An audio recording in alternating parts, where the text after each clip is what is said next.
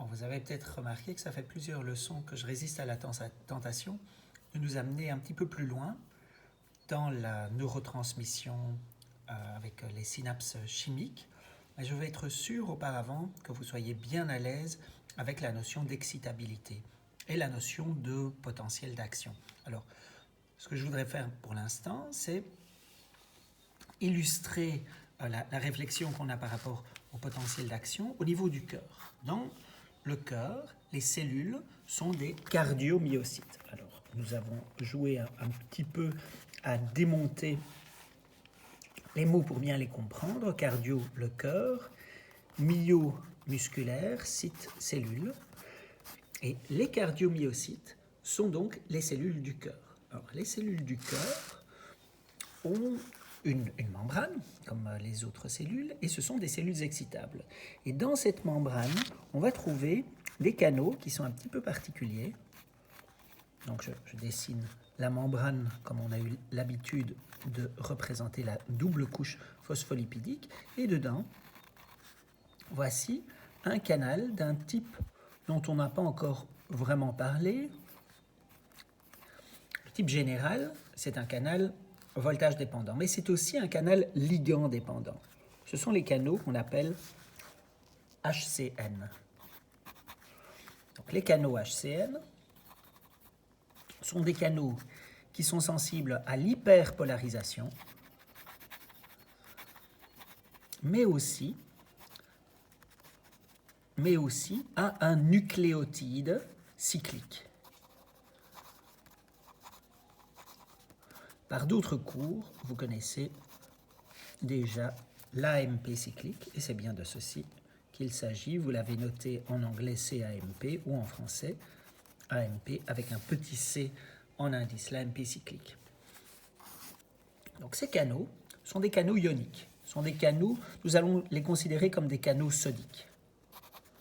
Je dis ça parce que, pour être tout à fait complet, ces canaux laissent aussi passer le potassium. Et comme dans notre raisonnement, c'est surtout le sodium qui va compter, considérons-les comme des canaux sodiques qui sont à la fois voltage dépendants et ligand dépendants.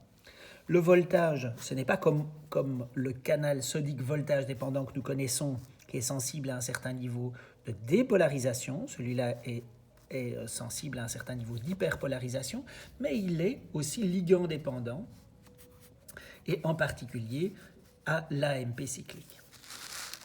Quand il est ouvert par l'un ou l'autre mécanisme, le sodium entre.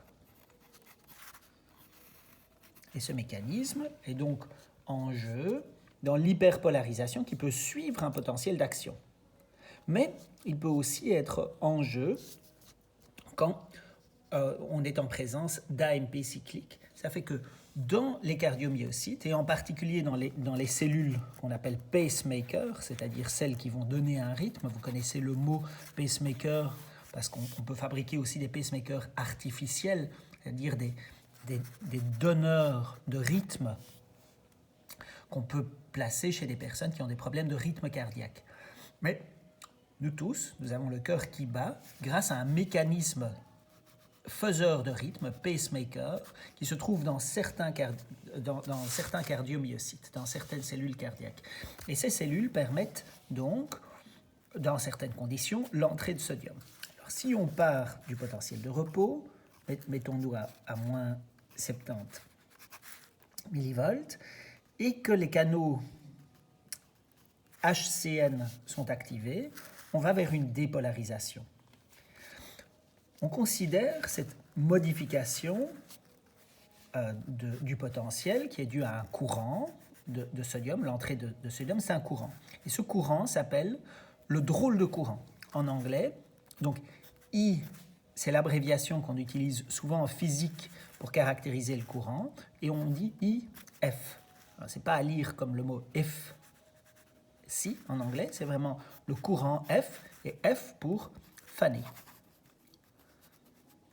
En anglais, c'est donc le funny current, le drôle de courant. En français, on dira, on peut l'appeler IF. Appelons-le IF.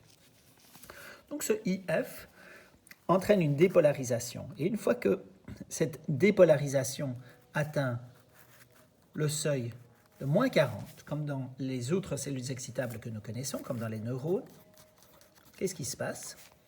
On a l'ouverture du canal sodique voltage dépendant. C'est donc le début du potentiel d'action. Alors, reprenons, donnons-nous toute la place de le dessiner. On est parti de moins 70, on a le IF, on est arrivé à moins 40, on a une grande dépolarisation, c'est l'ouverture du canal sodique voltage dépendant qui permet l'entrée en masse d'ions sodium dans la cellule, donc la dépolarisation de la membrane. Ensuite, on a la fermeture, je vais dire l'inactivation du canal sodique voltage dépendant et l'ouverture du canal potassique voltage dépendant. Mais en même temps aussi, en tout cas ici, l'ouverture d'un canal calcique. Et ça, c'est une grande différence puisque nous n'avons pas ce canal calcique qui est aussi voltage dépendant, qui s'ouvre dans le potentiel d'action du cardiomyocyte. L'ouverture de ce canal calcique, qu'est-ce qu'il fait? Est-ce qu'il rend la repolarisation plus profonde? Est-ce qu'on va vers l'hyperpolarisation? Ou est-ce qu'au contraire, on va vers la dépolarisation? Bien, comme le calcium passe de l'extérieur vers l'intérieur de la cellule, on va vers la dépolarisation. Mais comme en même temps, le potassium quitte la cellule, on va dans le sens de l'hyperpolarisation. Et l'un et l'autre qui arrivent en même temps entraînent un plateau assez prolongé. Vous voyez, ce potentiel d'action prend une autre forme que celle à laquelle on est habitué. Et puis le canal calcique voltage dépendant se ferme et nous retrouvons alors une repolarisation.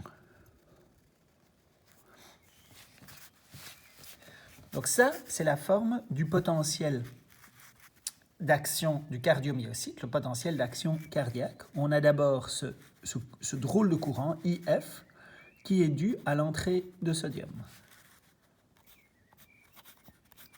par les canaux HCN, hyperpolarisation cyclique nucléotide. Et puis, nous avons cette entrée de sodium qui est par les canaux sodiques voltage dépendants, qui sont ceux que nous connaissons et auxquels nous sommes bien habitués maintenant avec le potentiel d'action du neurone. Ici, on a l'inactivation de ce même canal sodique voltage dépendant et l'ouverture tardive du canal potassique voltage dépendant. Et ce canal potassique voltage dépendant permet un début de repolarisation, mais qui est assez bref, parce que bientôt, alors que le potassium continue à sortir, on a du calcium qui entre par des canaux qu'on appelle les canaux calcium L,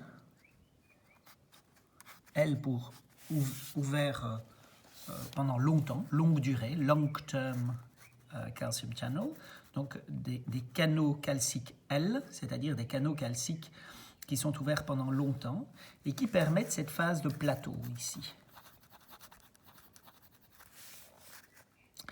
Et puis les canaux calciques L, après un certain temps, se referment et le potassium qui a continué à sortir, eh bien, sort encore et on redescend et on est prêt à repartir vers